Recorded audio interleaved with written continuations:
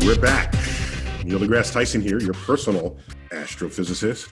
And when you find me, you don't find Chuck Nice very far behind. Chuck. That's right. That's right. I'm stalking you, Neil. That's okay. That's okay. That's basically what's happening here. As long as it's digitally, I'm okay. Yeah. Nah, I'm in your basement right now. So I'm surprised you don't even recognize your own basement, Neil. That's why your signal is so strong. Exactly. That's why I'm coming through loud and clear. You know? And by the way, in the garage is Clifton Rosen. Oh, yeah. You're hiding people in my garage. Clifton Rosenboom is a mechanical engineer and, of course, a co-founder of Pocket Labs. And he's in your garage because we're going to be talking about seasons, right? Yeah, that's the topic for discussion. So seasons. So if he's from Pocket Lab, it means he probably has a demo. I'm just spitballing there. I think you probably have a demo on this. But seasons, everyone knows about seasons. But yes. I once did an informal poll, and nearly 9 in 10 people could not explain why we had seasons. Or worse yet, half of them thought they knew why we had seasons, and the reason they thought was wrong. Right? So it's one thing to just not know something and know you don't know it. But if you don't know something but think you know it, that's dangerous. And the answer is so simple. Seasons exist so that we can have good tasting food. Yeah, well, or change fashion, right? There'd be no fashion industry. Seasons. Pumpkin spice lattes. When else would you have the pumpkin spice latte? It's the only reason to have a season, okay? Pumpkin spice latte. Need I say more? Yeah. So here's the thing. I think if you really probed people, you would get them to recognize that when it's summer in the northern hemisphere, that it's winter in the southern hemisphere. I think many people, even if they don't feel why that's true, I think many have heard that. Mm-hmm. Okay, so let's start there. We know the seasons are opposite. All right, so let's put a pin in that for the moment. So now you ask these same people, why is it hot in the summertime? Most of them end up saying, well, because we're closer to the sun. The Earth's orbit is not a perfect circle, so sometimes we're closer, and that's summer.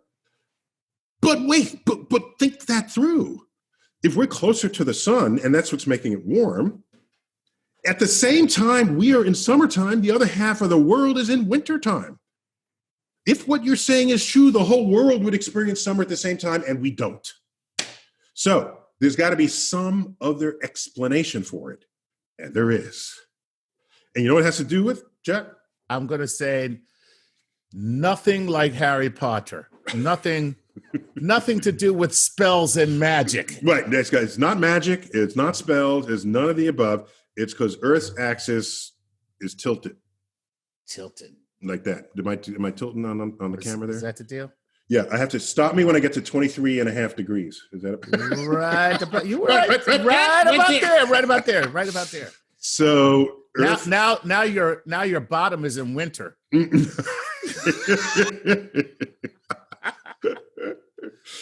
So Earth is tilted on its axis as it goes around the sun. It's always sort of pointing up in the same sort of direction in the sky.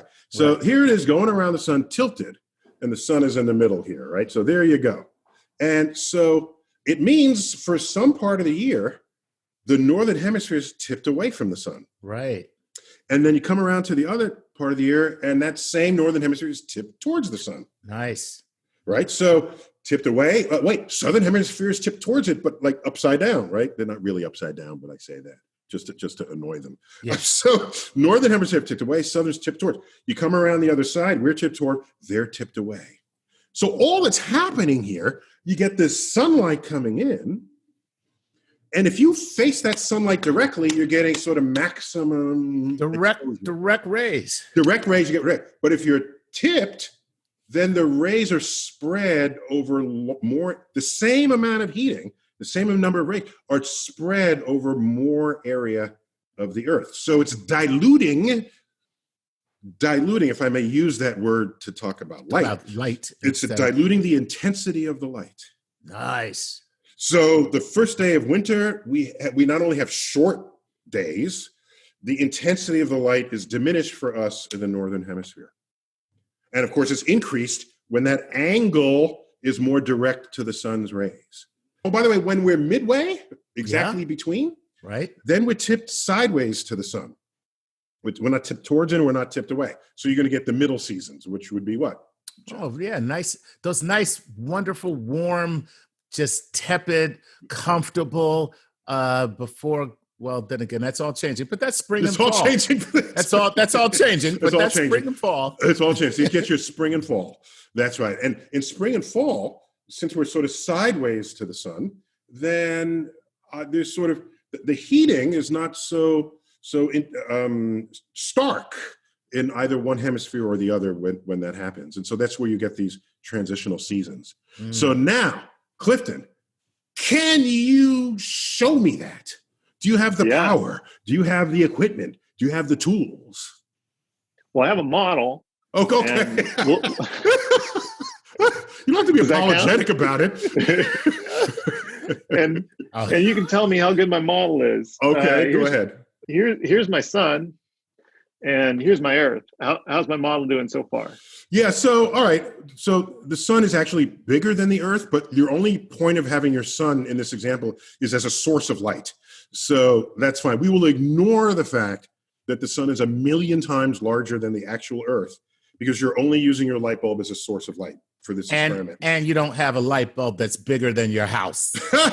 No. If that were the size of the Earth, then the light bulb would have to be, what, the size of a football stadium. Right. Yeah. I wouldn't want to be that close either. You don't want to be that close either. Yeah.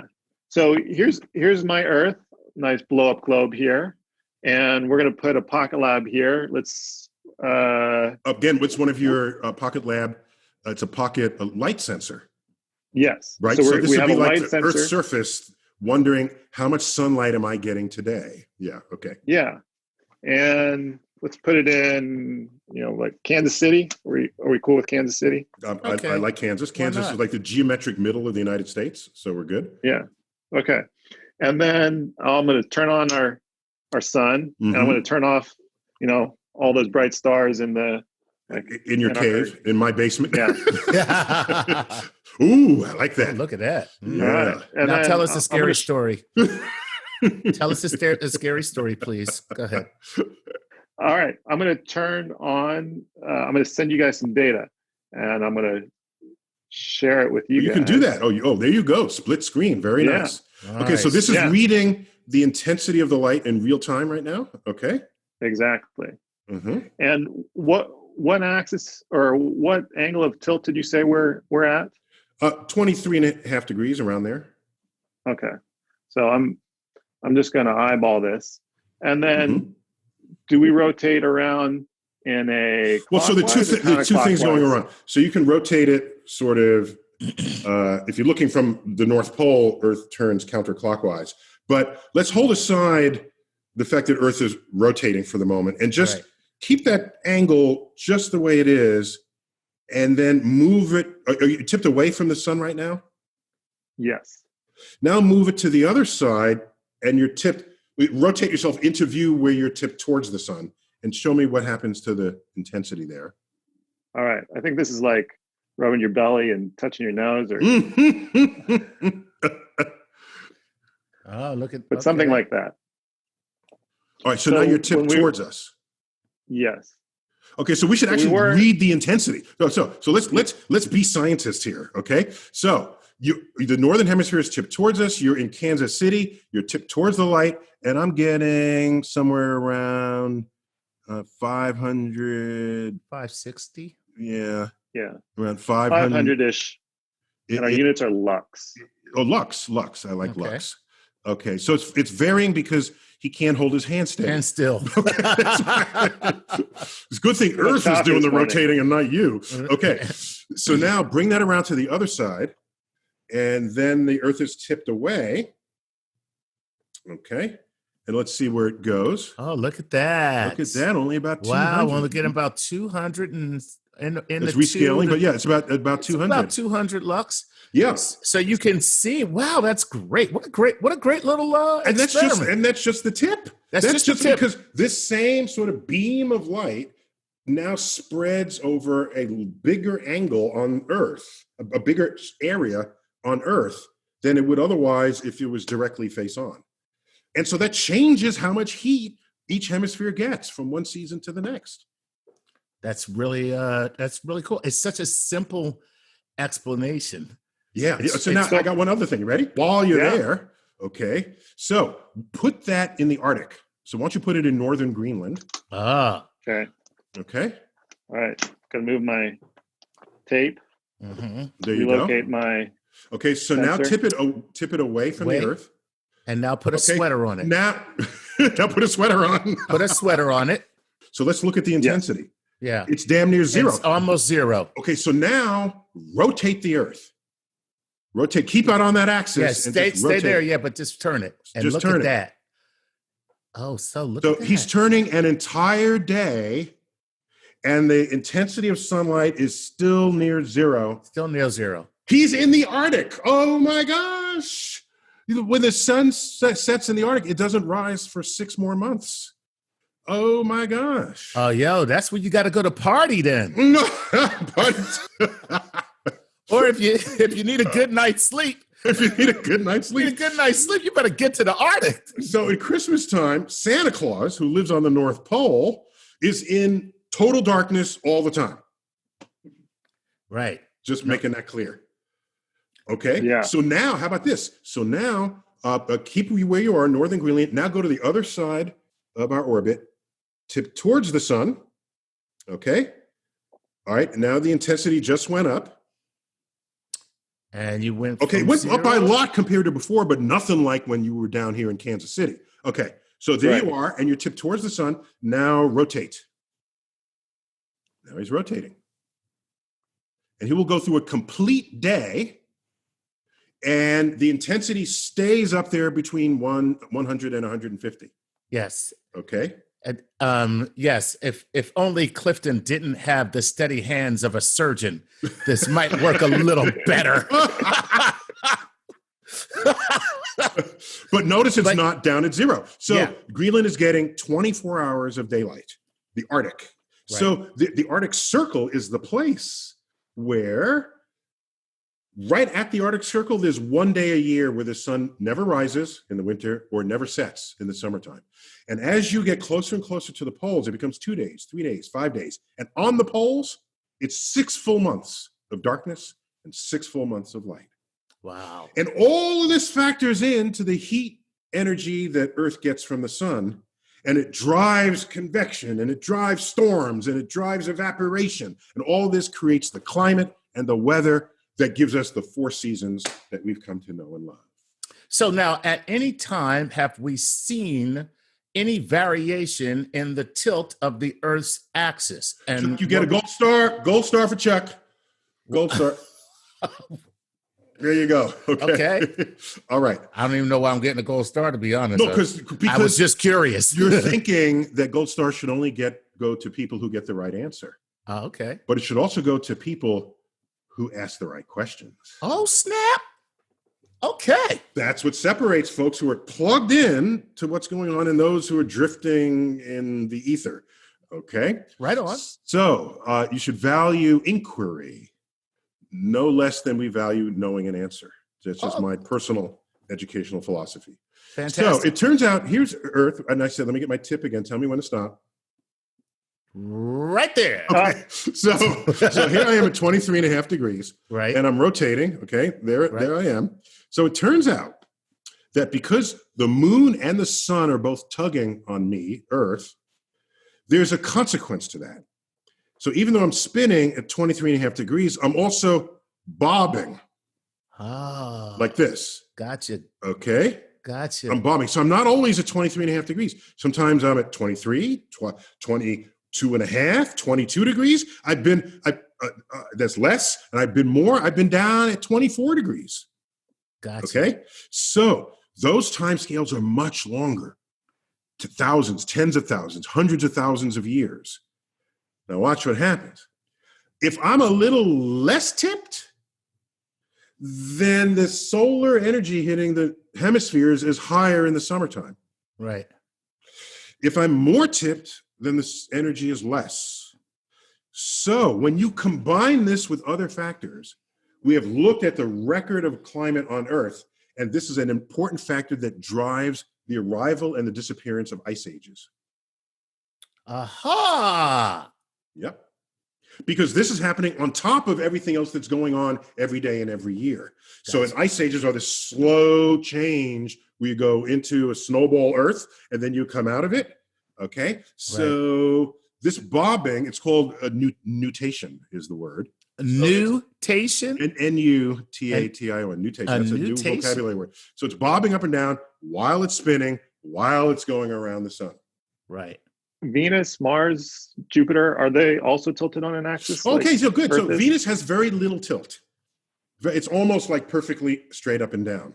Right. Whereas Uranus is tipped so much that its northern hemisphere is basically upside down. Okay, so you've got Earth tipped like 90 degrees. Keep tipping, keep tipping, keep tipping. Right there. That's Uranus is tipped more than 90 degrees. Wow. So we think something catastrophic happened, something bad happened to Uranus when it was forming. But everybody else they're all sort of with their north poles sticking straight up in the northern hemisphere. But so there's a range of tilts that all the planets have. And some are tipped more than Earth, others are tipped less. So okay, now when you say something bad happened, I'm thinking it has to be like a cataclysmic collision. Yes, Chuck gets his third gold star for the day there. Yeah. Mm-hmm. What would it take to knock us off of our axis? I'm sure if it was that kind of collision, it would just destroy everything on Earth. But could something like that happen? There's nothing so big that is wayward that could do that to Earth. Okay, right now. Gotcha. But in the ancient solar system, in the early days, back when we were forming, we didn't have a moon. And a Mars-sized protoplanet sideswiped Earth, scattering our crustal mantle material into orbit around us, and we briefly had a ring, just like Saturn. Ooh. And that ring coalesced to form the moon. But even as big as the moon is compared to Earth, it's just slightly more than 1% of the mass of the Earth. So if this happened again today, it would be very catastrophic for life on Earth.